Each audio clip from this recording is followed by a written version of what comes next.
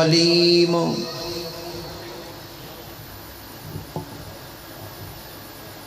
من الشیطان اللعین الرجیم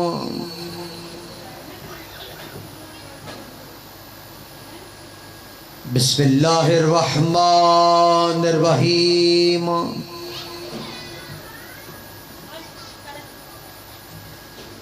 الحمدللہ وکفا وسلام علی عبادہ الذین اصطفیٰ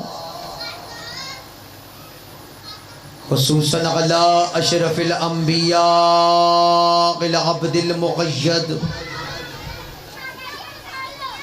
والرسول المسدد مصطفیٰ الامجد محمود الاحمد سیدنا و نبینا و شفیعنا و شفیع ذنوبنا و طبیب قلوبنا ابی القاسم محمد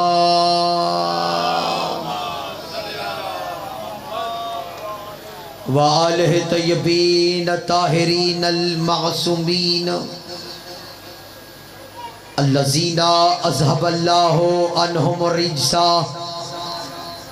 وطہرہم تطہیرا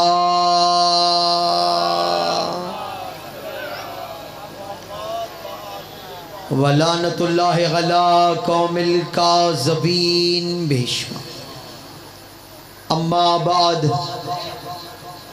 فقد قال اللہ تبارک و تعالی فی قرآن الحکیم بسم اللہ الرحمن الرحیم قل لا اسألکم علیہ اجرا الا المودۃ فی القربى نواب کربلا کی عزت و عظمت پہ مل کے باجمات بواز بلند صلوات صلی اللہ ماشاءاللہ کافی حضرات تشریف فرما ہے لیکن درود کی آواز آہستہ ہے آل محمد کے احسانات کا شکریہ ادا کرتے ہوئے مل کے باجمات بواز بلند صلوات اللہم صلی علی محمد بوش میرے انتہائی واجب الاحترام عزت ماب سادات و غیر سادات سامعین محترم محبان محمد و آل محمد علیہ السلام عاشقان رسول و آل رسول سب سے پہلے دعا گو ہوں رحمان الرحیم اللہ بانیان فرش عزا کے اس ذکر پاک کے اہتمام کو ماں حسنین کی اپنی بارگاہ میں شرف قبولیت عطا فرمائے آپ جتنے بھی عزادار مومنین و مومنات باب الحوائج کی بارگاہ میں تشریف فرما ہو مالک مجھ سمیت سب کا لمحہ لمحہ عبادت میں شمار فرمائے ایک مومن بیمار ہے ہاسپٹل میں ہے مولا اس ذکر کے صدقے میں اسے شفائی کاملہ اور عاجلہ عطا فرمائے آپ جتنے بھی عزادار یہاں پہ بیٹھے ہو مالک ہمیں ایسا بنائے جیسے آل محمد ہمیں دیکھنا چاہتے ہیں اپنے 12ویں امام کے ظہور کی تعجیل کے لیے ذکر پاک کی روحانیت کی وسعت کے لیے اپنی اپنی دعاؤں کی قبولیت کے لیے نبی اور آل نبی کی عزت و عظمت پہ مل کے باجمات بواز بلند صلوات ہے اجازت بات کا آغاز کیا جائے اپنے آپ کو تھوڑا محسوس نہ کرنا ہم تھوڑے ضرور ہیں لیکن لاوارث نہیں ہیں اجر رسالت کی ادائیگی کی دلیل کا نام ہے مجلس حسین چونکہ ایک بازار میں ایک چوراہے میں ایک گلی میں ذکر نواب کربلا برپا ہے اور اہل محلہ کا تعاون ساتھ ساتھ ہے لہٰذا بڑے پیار و محبت کے ساتھ یہ کہنا چاہ رہا ہوں کہ واحد عبادت ہے مجلس حسین جہاں پہ معصوم نے وعدہ فرمایا ہے کہ ہم ضرور آتے ہیں دنیا کی کوئی عبادت ایسی نہیں ہے کہ جہاں پہ مولا نے وعدہ کیا ہو کہ ہم تشریف لائیں گے لیکن واحد عبادت ہے مجلس حسین جہاں پہ ایک نہیں 14 کا وعدہ ہے کہ ہم ضرور آتے ہیں۔ اس کا سبب کیا ہے، اس کی وجہ کیا ہے؟ جہاں تک میری آواز جا رہی ہے میں بڑے پیار و محبت سے یہ کہنا چاہ رہا ہوں کہ اس کی وجہ یہ ہے کہ مجلس حسین کی ہوتی ہے، ذکر توحید کا ہوتا ہے۔ آپ جیو بھائی، مولا آپ کو سلامت رکھے۔ مجلس حسین کی ہوتی ہے، ذکر انبیاء کا ہوتا ہے۔ مجلس حسین کی ہوتی ہے، ذکر آدم علیہ السلام کا ہوتا ہے۔ مجلس حسین کی ہوتی ہے، ذکر نوح علیہ السلام کا ہوتا ہے۔ مجلس حسین کی ہوتی ہے، ذکر ابراہیم علیہ السلام کا ہوتا ہے۔ مجلس حسین کی ہوتی ہے، ذکر یعقوب نبی کا ہوتا ہے۔ مجلس حسین کی ہوتی ہے، ذکر یوسف کے کنویں سے نکل کے تخت مصر پہ بیٹھ جانے کا ہوتا ہے۔ مجلس حسین کی ہوتی ہے، ذکر حضرت محمد مصطفیٰ کی نبوت رسالت کا ہوتا ہے۔ میں بڑے پیار و محبت کے ساتھ شیعہ سنی مشترکہ اجتماع میں اس گلی محلے میں ذکر حسین برپا ہے، اس ذکر حسین کی مناسبت سے بڑے پیار و محبت سے یہ کہنا چاہتا ہوں، مجلس حسین کی ہوتی ہے، ذکر جنگ بدر کا ہوتا ہے۔ مجلس حسین کی ہوتی ہے، ذکر جنگ احد کا ہوتا ہے۔ مجلس حسین کی ہوتی ہے، ذکر جنگ خیبر کا ہوتا ہے۔ مجلس حسین کی ہوتی ہے، ذکر جنگ خندق کا ہوتا ہے۔ مجلس حسین کی ہوتی ہے، ذکر نبی کی معراج کا ہوتا ہے۔ مجلس حسین کی ہوتی ہے، ذکر علی کی ولایت کا ہوتا ہے۔ مجلس حسین کی ہوتی ہے، ذکر حسن کی سخاوت کا ہوتا ہے۔ مجلس حسین کی ہوتی ہے، ذکر سید الساجدین کے سجدوں کا ہوتا ہے۔ مجلس حسین کی ہوتی ہے، ذکر امام باقر کے علم کا ہوتا ہے۔ مجلس حسین کی ہوتی ہے، ذکر امام صادق کی صداقت کا ہوتا ہے۔ لاہور والوں میں کہنا یہ چاہتا ہوں کہ مجلس حسین وہ لازوال عبادت ہے جو آج بھی اپنے ذکر کے ذریعے سے حفاظت توحید بھی کر رہے ہیں، حفاظت رسالت بھی کر رہے ہیں۔ مولا آپ کو سلامت۔ آپ جیئے چاچا، مولا آپ کو سلامت رکھے میرا بھائی۔ سارے جواب دو، یا رسول اللہ۔ ہاتھ اٹھا کے جواب دو، حیدری آلی۔ مجلس حسین وہ لازوال عبادت ہے کہ جو آج بھی اپنے ذکر کے ذریعے سے حفاظت توحید بھی کر رہے ہیں اور حفاظت رسالت بھی کر رہے ہیں۔ کون حسین ابن علی؟ کس حسین کی مجلس میں آئے ہو؟ میرے بھائی ناظم منبر سے لے کر آخری عزادار تک جہاں تک میری آواز جا رہی ہے، کون حسین جو اپنے ایک سجدے سے مسجود کو بچا لے اسے حسین کہتے ہیں؟ آپ جیو، جو ہاتھ اٹھے کسی کے محتاج نہ ہو، مولا آپ کے رزق اور بخت میں وسعت پیدا فرمائے۔ جو اپنے ایک سجدے سے مسجود کو بچا لے اسے حسین کہتے ہیں۔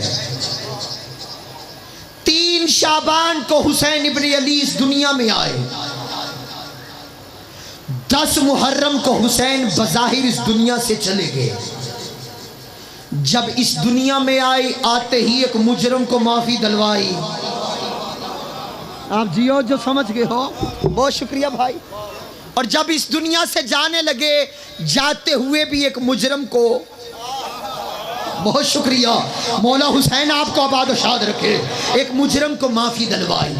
آتے ہی اس دنیا میں جس مجرم کو معافی دلوائی تھی فرش کا رہنے والا نہیں تھا، عرش کا رہنے والا تھا، فرشتہ تھا، نام فطرس تھا، اس کو بال اور پر عطا کیے۔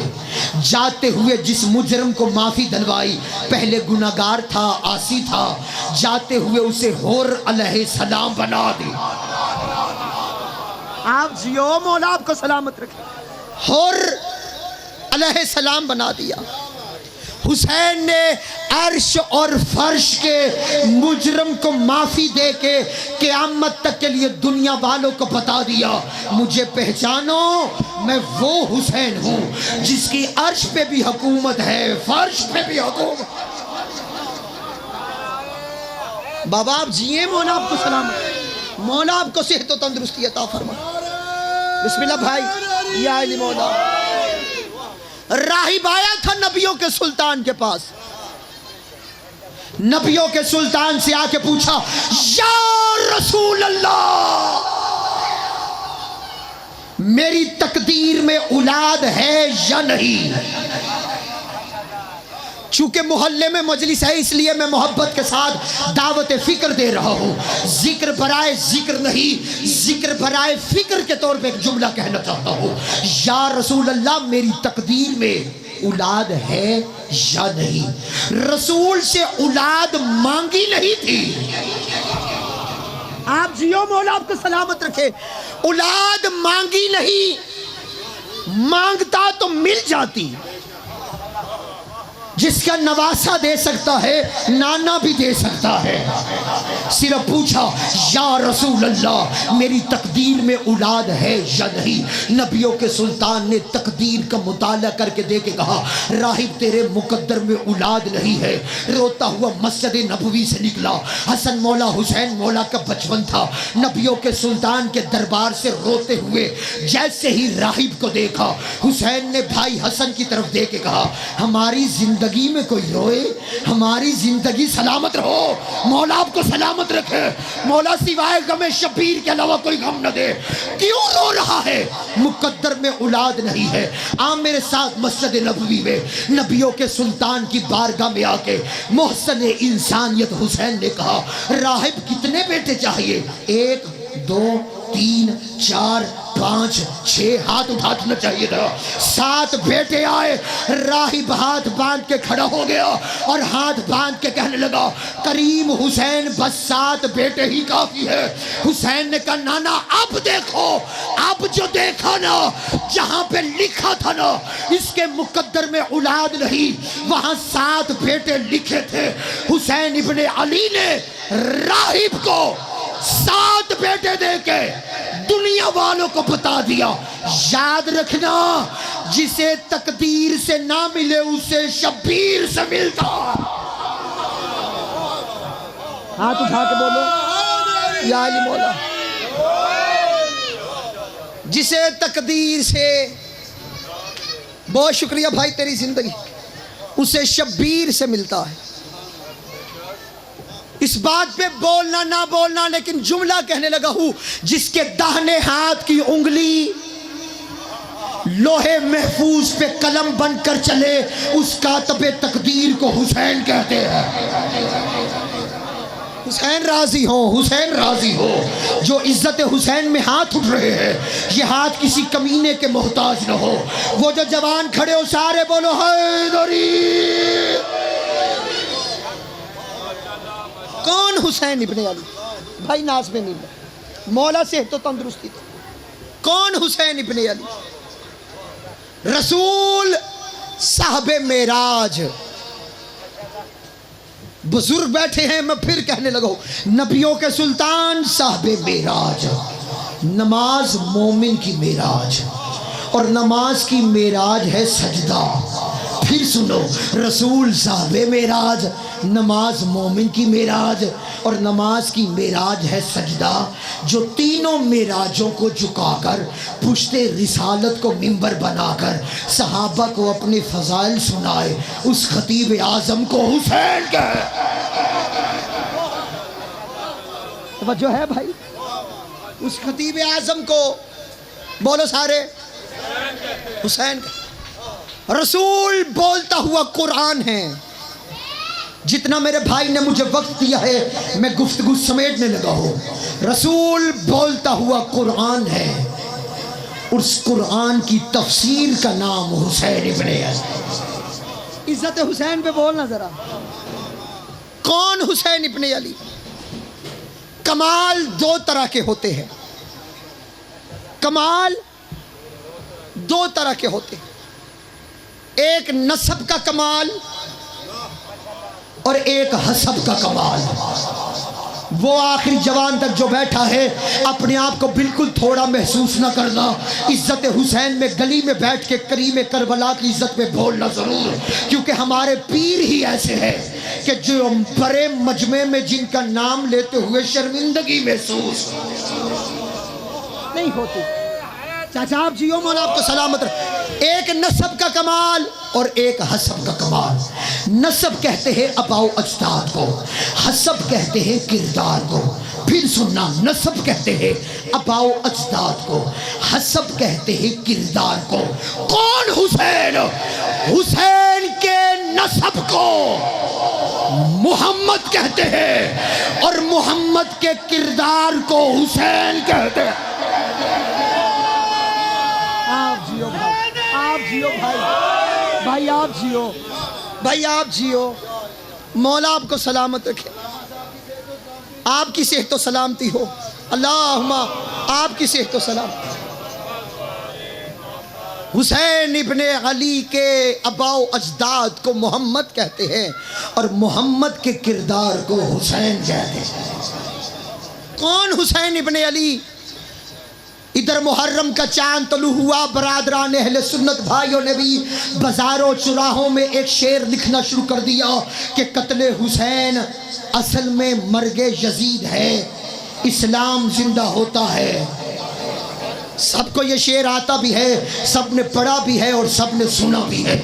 بھائی جیسے ہی یہ شعر لکھا گیا کہ قتل حسین اصل میں مرگ یزید ہے، اسلام زندہ ہوتا ہے، ہر کربلا کے بعد جس کی جتنی معرفت ہونا اتنی وہ بات کرتا ہے۔ معرفت چھوٹی ہوگی تو بات چھوٹی کرے گا، معرفت بڑی ہوگی تو لاہور والوں بات بھی بڑی کرے گا۔ محمد علی جوہر کی صرف اتنی ہی معرفت تھی عدنان بھائی کہ اس نے لکھ دیا کہ قتل حسین اصل میں مرگ یزید ہے، اسلام زندہ ہوتا ہے ہر کربلا کے بعد۔ ایک علی والے نے قلم اٹھایا اور قلم اٹھا کے لکھنا شروع کیا، خوشبوئے خلد دب گئی خاک شفا کے بعد۔ اللہ اکبر، اللہ اکبر۔ مولا حسین آپ کو سلامت رکھے۔ جو جوان ماتمی کھڑے ہو، مولا امام زمانہ آپ کا ہاتھ حسین کے نام کے صدقے میں سینے پہ آتا ہے، یا آپ کا ہاتھ آپ کے اپنے سینے پہ نہیں آتا بلکہ یزیدیت کے منہ پہ تماچا لگتا ہے۔ خوشبوئے خلد دب گئی خاک شفا کے بعد، جنت کا نام آنے لگا کربلا کے بعد۔ آپ جیو، آپ جیو، مولا آپ کو سلامت رکھے۔ جنت کا نام آنے لگا کربلا کے بعد۔ ذکر حسین ذکر مشیت کے ساتھ ساتھ ہر ابتدا سے قبل ہے، ہر انتہا کے بعد۔ اللہ اکبر۔ ہوتا اگر حسین دنیا میں دوسرا، پھر اور ہوتی کربلا اس کربلا کے بعد۔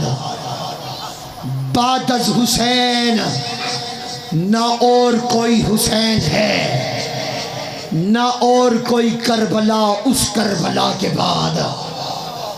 از خلد غلط ہے حضرت جوہر کا یہ کہا، اسلام زندہ ہوتا ہے ہر کربلا کے بعد۔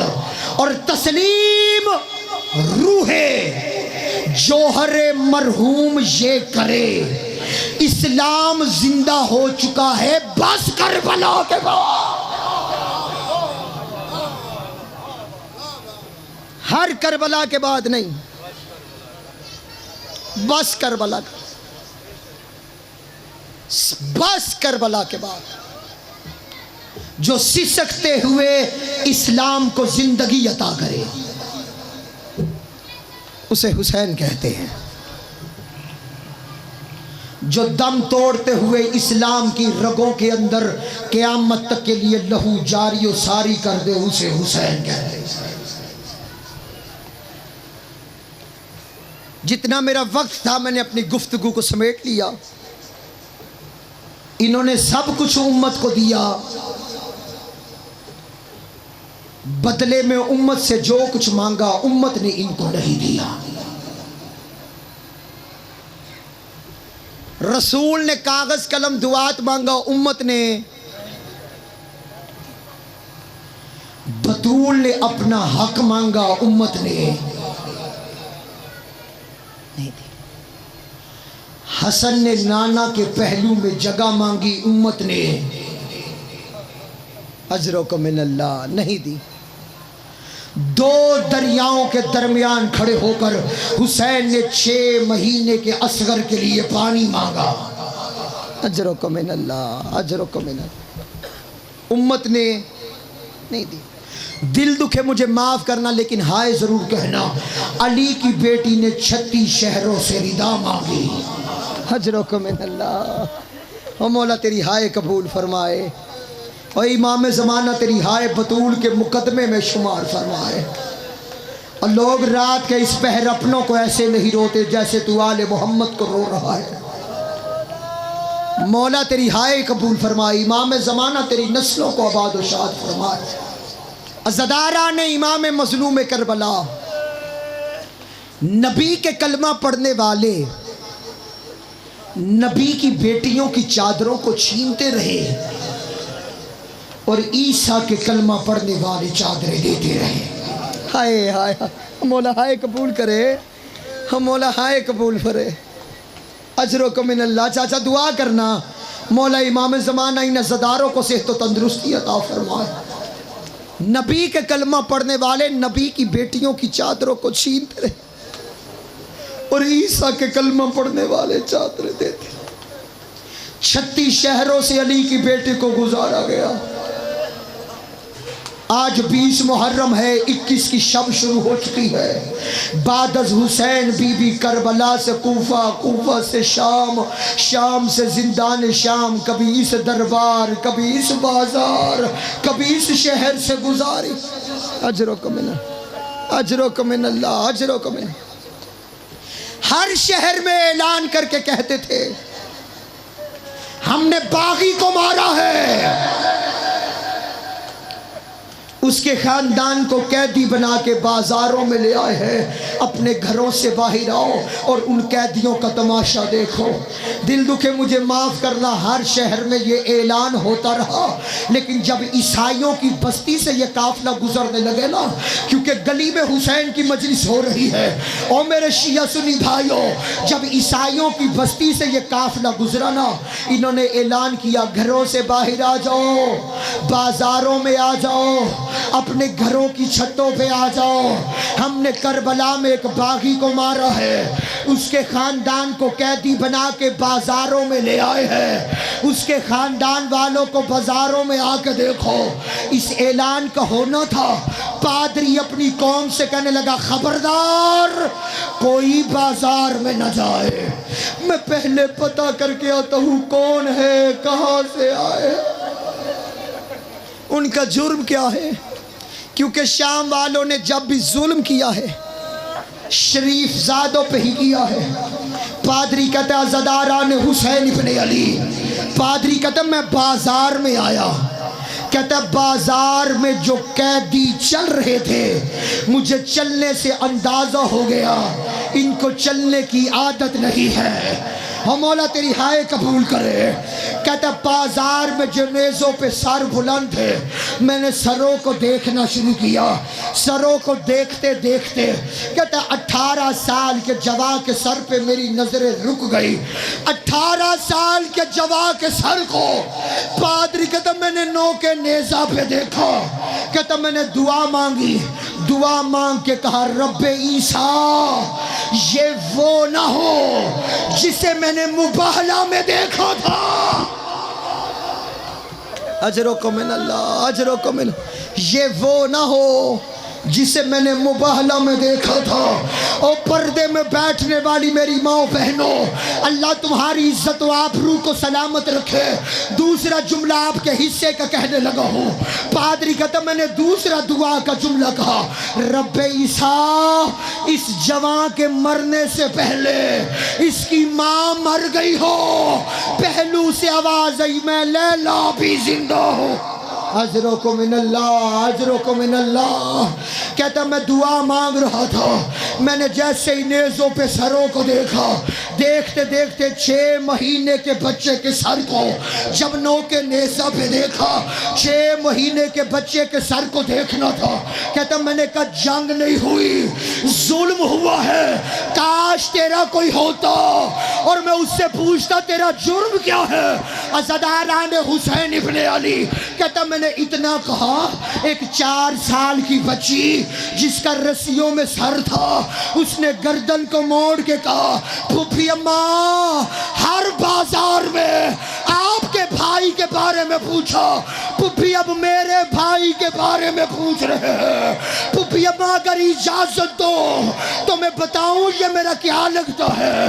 عزاداران کریم کربلا، میرا عزت والا بھائی کھڑا ہے، بس آخری جملہ کہہ کے منبر چھوڑنے لگا ہو۔